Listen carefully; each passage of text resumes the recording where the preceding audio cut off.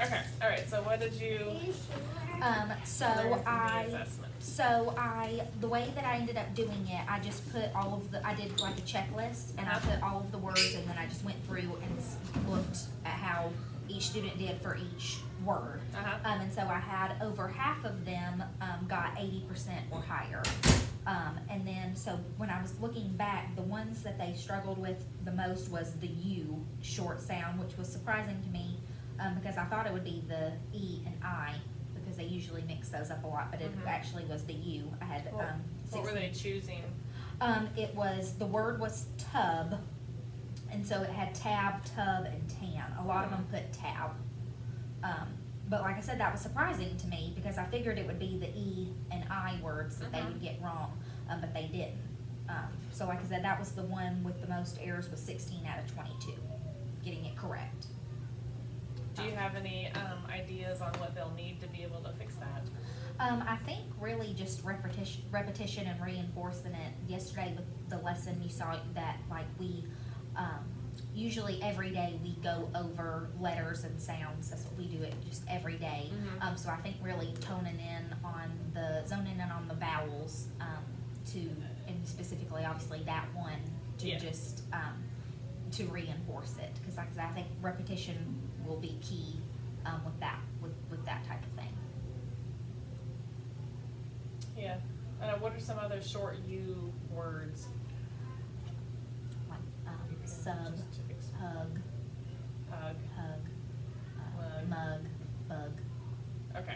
All right, so there's a good number. Number, yes, Yeah. that I can still try. A lot of times what we do, and they think it's fun, before we start, if it's a CBC lesson, I'll just give like not like this, but we'll have a spelling test, and I'll let them come up and use the board, and write it for me, so they think, and that engages them in that kind of way, because they think it's neat. They take Yeah. turns? Yes, I'll just pull it out of, I'll, pull the names out of the cup, Uh-huh. and then just have them come up and write it, so they think that's really neat to get to be Yes. the teacher, and they do it just like how I did it yesterday. So like if it was hug, the student would write it out and then do it with them, hug.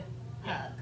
So they like that as well. You could even have, like with your space in here, you could have maybe one teacher here, one at the board, and maybe one under your learning targets, Mhm. or one on your easel. Mhm. And so that way you've got 3 kids engaged Oh, that's a good at each idea. time. That's a good idea. And so then, and I don't know if you'd wanna have like groups, or maybe they could just look in all 3 directions, but then that way you triple your engagement. The other day, Miss Chavez and I were talking, and now that you mentioned another thing that I could do, we have the tiny whiteboards, and she did like a spelling test in that way, where she would just call out different ones, and they were all spread out across the room and write it on the whiteboard, and then when she said go, they flip it, and so she said that gave her a really good idea of what they knew and didn't know, because they weren't near each other, so they couldn't see each other's board, and then you could, obviously looking at them, you can tell which ones know it and which ones didn't know it yet. One of the strategies from doing in this class is you have all the kids on in a chart. So I just grouped them by boys and then girls. Okay. But the data really wasn't that different from boys to girls. And so, but then you could, like, if you're gonna do one of those whiteboard things, then you'd have something in your, like, you'd have your own whiteboard. And then, be able to check, yes, ma'am? Be able to, like, check off probably who got it wrong. Wrong, right. Are you where you can do the last 10 minutes or so of the door today? I am not, I'm sorry.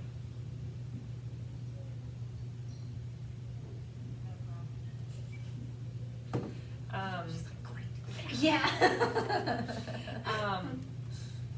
So that's one idea. Okay. Like to organize. That's a good idea. And then you can organize the kids into any rows, like if you have some, you're this data here in terms of like who had a weakness. Right. And then who seemed really strong with it, and are they still strong?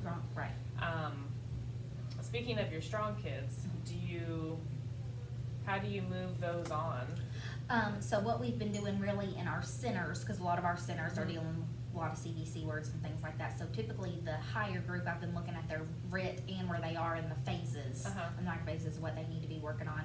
So, they're using these words, but they're expanding it as, can you use it in a sentence and writing a sentence correctly? And then doing things, they did a game last week in centers with real and nonsense words.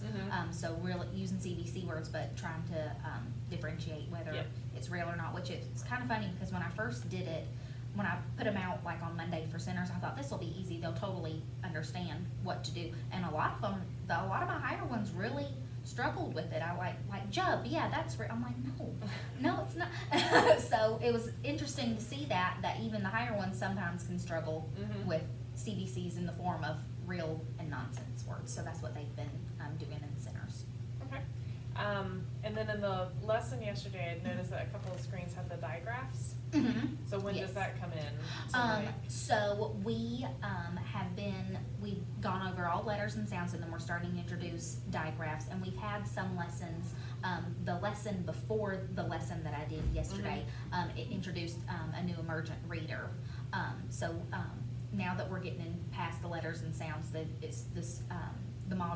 skills block lessons have been introducing the digraphs in the form of emergent readers. So that's also, it's on the screen, but then I also have printable versions that we do like in a guided reading type of thing. So that's really when they've been practicing that. And then along with like how we did the CVC words yesterday, it has stuff just like that with the digraphs on it. Yes. Good. The kids that I pulled out as like kind of as using strategies. That's what the ST was, that's right. Strategy. And so just to like checking in terms of like what their assessment showed.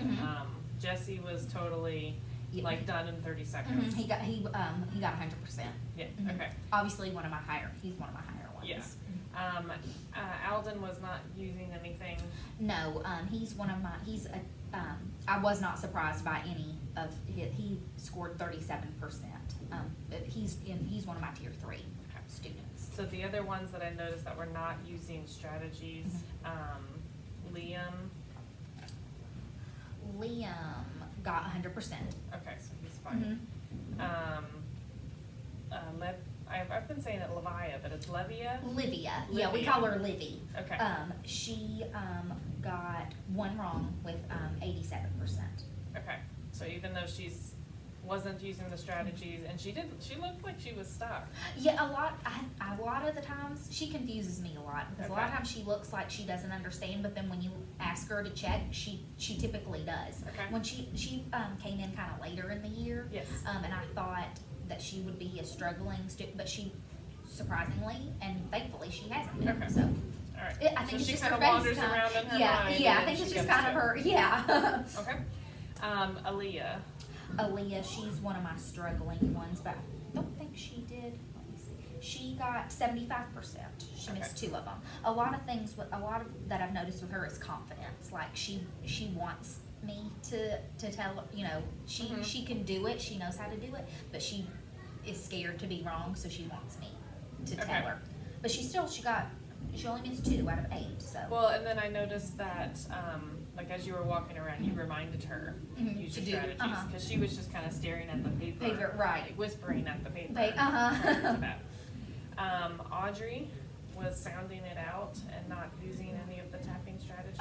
She got 87%. She got 1 wrong. So is she normally one that? She's a tier 2. She's one of my younger ones. And then Carly kind of sat and stuck for a while, and then she moved into the strategies. Yes. But even when she did the strategies, she was not pronouncing the sounds right. Yes, she still struggles with letter and sound identification. So she actually did better than what I thought she would do.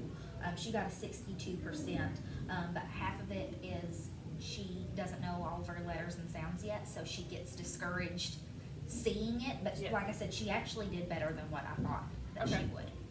So then, do you have, like in terms of, like your approach to yesterday was that they should use one of the strategies, because you reviewed those. Right.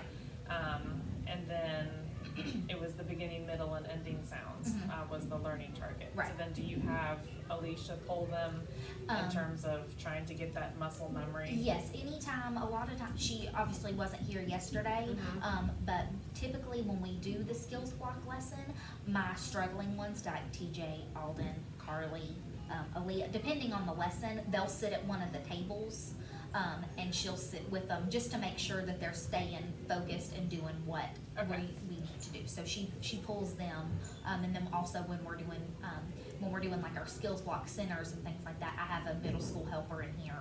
So we all kind of tag team to make Yeah. sure that their needs are met. Okay, well, yeah, that sounds good that you've got all the good support structures in. Yes.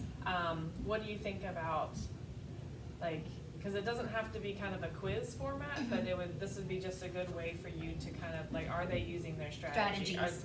Is there any kind of evidence I of think that? if I went back and did the lesson again, I would do something like what you did and just mark like, okay, they were using their strategies, they weren't, and then see how the data compares Yes. to using the strategies. Yeah, I think that would be really informative, because this was really quick for some of them. Right. And then my other wonder yesterday, especially like watching Jessie just kind of, and then having seen the digraphs in the skill block, I wondered if that would be a good, like a challenge. Extension on the for it, back, yes, you know, that's a just good for your- idea. The ones that are quick. Yeah. Yeah. And, that's but a I good mean, idea. but I didn't want to step out of what skills block is kind of guiding you through.